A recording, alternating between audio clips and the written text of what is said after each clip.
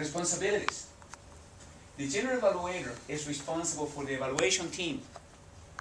The evaluation team consists of, we'll tell you that in a minute. Yeah, consists of the grammarian, the masters, and the timer. The way we've been doing, if I'm the general evaluator, I show up over here with my little notepad, my pen, I sit under my sign, and that's it. Then I get up when they call me and I do the evaluation. I never communicate with these three people. These three people, they are very important in the meeting because they set the pace. They are the guideline to follow. So the general evaluator needs to be in communication with these three people, and he needs to make sure these three people know the job that they have to do. We have times here where somebody volunteered, the timer wasn't here, and somebody said, who want to be a timer? And somebody with good conscience said, I'll be the timer. And then the timer got messed up. It's critical. You cannot have an athletic event where the timer is off. I mean, coaches are fighting. You see them at the sideline, fighting for 1 second on the game. 1 second on the time clock makes a difference on the outcome of the game. So here is the same thing. So the timer is very, very important. I'm missing here the vote counter, didn't I? So we need to add here the grammarian, the ad counter, the timer, and the vote counter. I left you out today. Do this prior to the meeting. Prior to the meeting, the TM, to find out how the meeting, need to call the Toastmasters. I don't think so. General evaluators been in communication with the Toastmasters before the meeting to see how the meeting is going to proceed, how the meeting is going to go forward. What kind of meeting we're going to have. Like today, I talked to you last night, and then you knew I was going to do a slide presentation, but you didn't know through him. And he didn't get informed. I'm sorry, he didn't get informed what I was going to do. So he show up over here and he gets what he gets. Call all the evaluators to brief them. All the evaluators need to be called by the general evaluator even the night before or very first thing in the morning. Given that people come sometime, we come here running into the door at 2 minutes before 7 o'clock, it may be difficult to have a 2-minute conversation with 3 evaluators. You need 6 minutes. So it's very important that you call the evaluators the day before and make sure that they know what they have to be doing. Make sure that they're going to ask the speaker for the manual, so they can have the manual when they go to evaluate the speaker. And suggest each evaluator to call his speaker to talk over any special requirement. It would be very, very powerful if the evaluators would have been in communication the night before with the speakers, because they would know what's going on, and so forth and so on. It would make, it would require a little bit more work from us as members, but listen, it would be like a symphony. It would be like a symphony. Right now, we're just rocking it here, every Tuesday morning we're rocking it, like a rock band. And it's fun, and it's okay to do that. I mean, I like the improvisation. I don't want to put this so tight that it's like a rail, that, you got to follow the rail. It needs to be human creativity in it. But I think if we put some of the things in it, it's going to make a profound difference in the quality of what we do. Duties prior to the meeting, more duties. During the briefing, emphasize the evaluation is a positive supporting act for the speaker. The evaluation really is the most important part of the meeting. Because when I come over here and I speak, or Dana talked this morning, we really value that we're going to have an evaluator that's going to give me straightforward the things I'm doing well, the things I could improve, and then, encourage me to make improvement for my next speech. That's the way we learn. If we come over here and just speak, it's going to be very little learning. The master and the grammarian is going to help us with the us, it's going to help us with our grammar. Even the vote counter, when you vote, you vote, if you get the best speaker, you know that you're getting a little bit better. If you've done 2-3 speeches and now you get the best speaker of the day, then you know you're making progress. So that's very important. Emphasize that evaluation should preserve or at least enhance the self-esteem of the speaker. I don't think so. In all the years I've been here, I've seen an evaluator that will demean the speaker. The evaluation is not about, hitting you with the fist in the forehead and say you're dumb or you're no good or whatever. It's about encouraging you. Always the evaluation has to be about encouraging, especially the self-esteem of the person. Because most people that come to Toastmasters, the biggest fear is public speaking. So if you come over here and you stand, whether it's your first or your 10th speech, and somebody's going to be a little unkind with the evaluation, it may be the time that you're going to go out of that door and you never come back. So the evaluation is critical to be able to cultivate our membership in the club.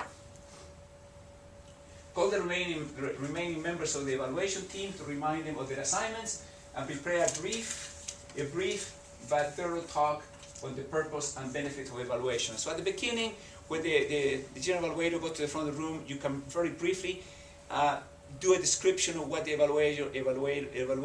evaluating part of the meeting is, especially for the guests they're unaware of what we do. More duties. Ensure that individual evaluators have the speaker's manual.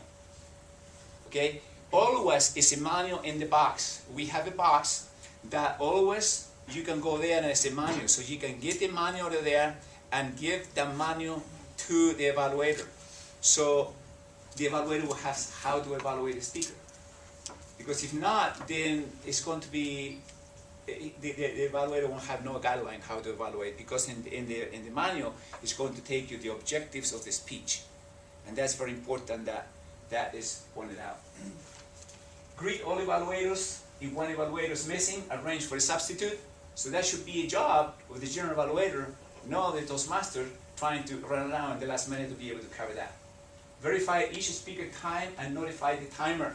Sometimes, most of the speeches on the book, the first speech is 5 to 6? 4 to 6. 4 to 6, and then all the other speeches in the first book, they are 5 to 7.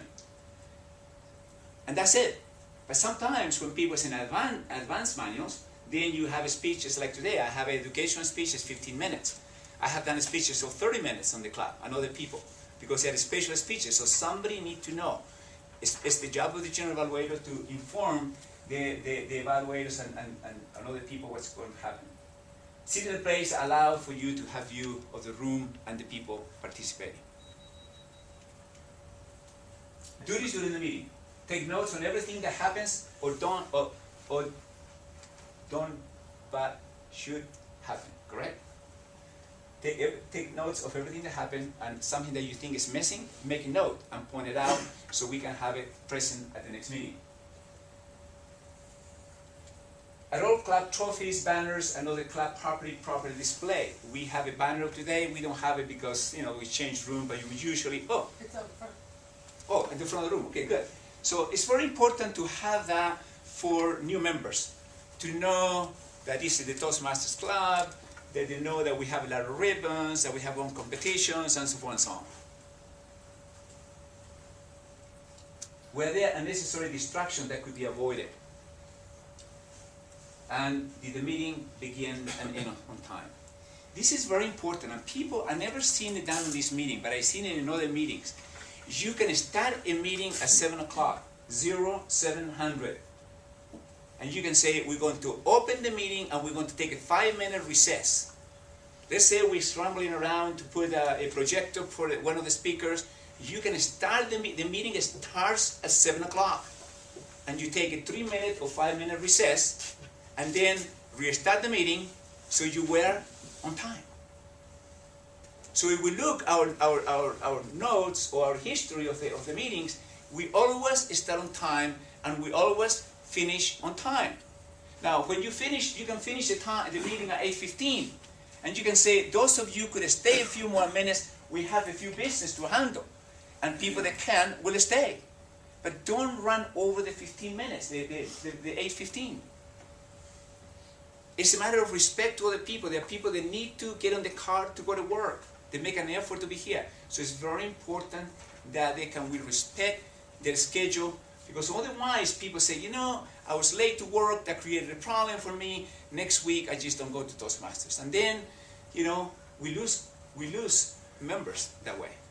So it's our responsibility to make those things happen. more duties. Create a checklist from which you can follow the meeting. I want to make that at least available in the website, so when you want to be the general evaluator, you download that and you use that as a guideline. Cover each participant on the program. Look for good and acceptable examples of preparation, organization, enthusiasm, observation, and general performance of duties. How the duties were performed. And I mentioned a couple of examples. Identify the grammarian, act counter, and timer, and ask them to give the results and their observations. A couple more. If the TM neglected to call for times report, ask the timer for times report. Before your name is announced, if she forgot to call times report for the speakers, then you can do that. Wrap up by giving out your general evaluation of the meeting using notes that you took and suggested above. Well, I'm going backwards here. Okay, things to remember. In the interest of time, the grammarian and a master should not express the comments or judgments of the results. Sometimes say, well, Craig, you have 2 R's, and that's really an improvement from last time because last time you have 17. Those comments are not necessary. And also it's not necessary to mention the people that didn't have any R's. So you say, Dana, you have 2 R's, Escape, you have 1 R, Mark, you have 5 R's. That's it. Very simple. Because we are running against the clock. That's all what we need. Everybody needs to know how many R's, so's, or you knows they use while they're speaking. Same thing with the grammarian. The grammarian can expand a little bit, and we've been using nice things that the sentences or words that a speaker use, and that could be, that's acceptable. So, all in all, the general evaluator is a very, very critical and important part of the meeting.